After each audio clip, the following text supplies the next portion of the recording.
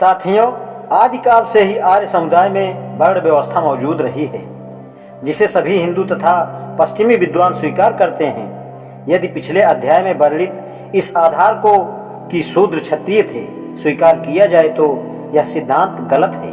यदि ऐसा है तो कभी केवल 3 ही वर्ण थे, अर्थात ब्राह्मण, क्षत्रिय और वैश्य। इससे एक समस्या का समाधान हो तो दूसरी समस्या उत्पन्न हो जाती है। पता नहीं इसका महत्व कोई समझेगा या नहीं। यह कहा जाता है कि जब तक यह सिद्ध ना हो जाए कि आदिकाल में केवल 3 वर्ण थे, तब तक यह नहीं माना जा सकता कि शूद्र क्षत्रिय थे। सौभाग्यवश इसका प्रमाण मौजूद है कि आर्यों में आदिकाल में केवल 3 ही वर्ण थे।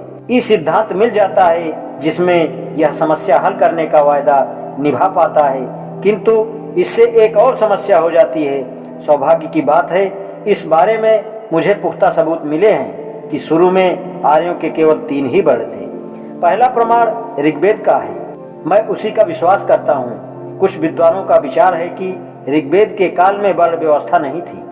उनका विचार है कि ऋग्वेद में पुरुष सूक्त बहुत समय बाद का छेपक है। यदि यह मान भी लिया जाए कि पुरुष सूक्त बाद का छेपक है, तब भी यह नहीं माना जा सकता कि ऋग्वेद के समय में वर्ण व्यवस्था नहीं थी। ऋग्वेद के साथ इस व्यवस्था का विरोधाभास है, क्योंकि पुरुष सूक्त के अलावा कई स्थानों में ऋग्वेद में ब्राह्मण, क्षत्रिय और वैश्य का वर्णन एक साथ आया है। ब्राह्मणों का जिक्र एक वर्ण के लिहाज से 15 बार और क्षत्रियों का 9 बार आया है, परंतु शूद्र का नाम इस अर्थ में कहीं नहीं आया कि वह एक वर्ण का नाम है। यदि किसी विशेष वर्ण का नाम शूद्र होता तो ऋग्वेद में इसका जिक्र जरूर आता। इससे यही परिणाम निकलता है कि शूद्र नाम का कोई चौथा वर्ण नहीं था। दूसरा प्रथम तैत्तिरीय और शतपथ ब्राह्मण का है।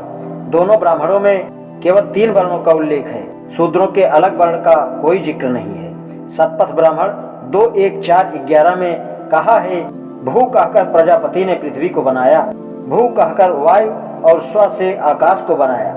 ये तीनों शब्द और ब्रह्मांड एक साथ ही बने। तीनों के साथ अग्नि को बनाया, भू उच्चारण करके ब्राह्मण को बनाया, भू कहकर क्षत्रिय को और स्व से वैश्य को बनाया। सबके साथ अग्नि को बनाया, भू कहकर प्रजापति ने खुद को बनाया, भव से प्राणियों को और स्व से पशुओं को बनाया। दुनिया प्रजापति, प्राणी और पशुओं की है और अग्नि तीनों की है। तैत्तिरीय ब्राह्मण 3:12-9-2 में लिखा है, सारी सृष्टि ब्रह्मा से पैदा हुई। ऋग्वेद से वैश्य बने, ऋग्वेद से क्षत्रिय और सामवेद से ब्राह्मण पैदा हुए। ऐसा प्राचीन समय में कहा गया है। ऋग्वेद और दोनों ब्राह्मण ग्रंथों से बढ़कर क्या प्रमाण हो सकता है, जिनकी मान्यता वेदवत है। दोनों श्रुति हैं। दोनों में केवल 3 वर्गों का उल्लेख है। शूद्र का अलग वर्ण होना या चतुर्थ वर्ण होने का कोई कथन नहीं है। मेरे कथन पर इससे बढ़कर कोई प्रमाण नहीं हो सकता कि मूलतः 3 ही वर्ण थे। मेरा ऐसा प्रमाण है, लेकिन इसके प्रतिकूल पुरुष सूक्त में, जिसमें कहा गया है कि 4 वर्णों का आदिकाल से अस्तित्व है, किसे सही माने।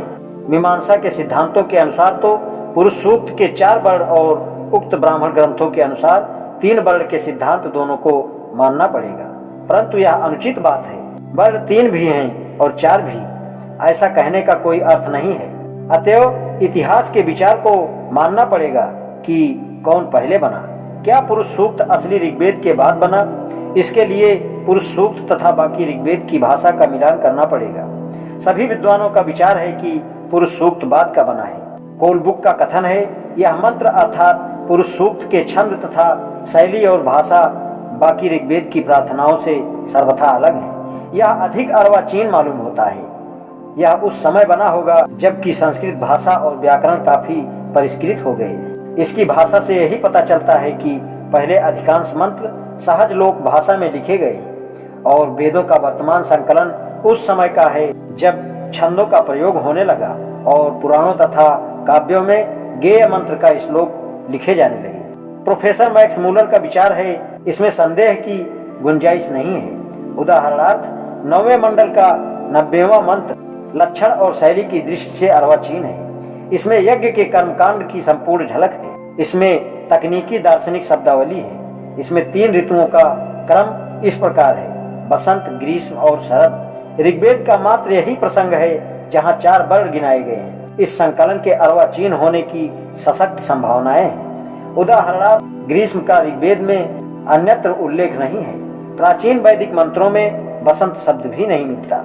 ऋग्वेद 10:161-4 में इसकी एक बार आवृत्ति है, जहां 3 ऋतुएं शरद, हेमंत और बसंत ही कही गई है। प्रोफेसर वेबर का कहना है, पुरुष सूक्त ऋग्वेद के मंत्रों में सबसे बाद का जुड़ा मालूम होता है। यह उसकी सामग्री से स्पष्ट है। फिर साम संहिता में इससे कोई मंत्र नहीं लिया गया, यह भी एक प्रमाण है। नवगेय सिद्धांत में हालांकि निश्चयात्मक रूप से नहीं, फिर भी उसने पहली अर्चिका के 7वें प्रपाठक में पहले 5 मंत्र ही लिखे हैं। यह एक विशिष्टता है।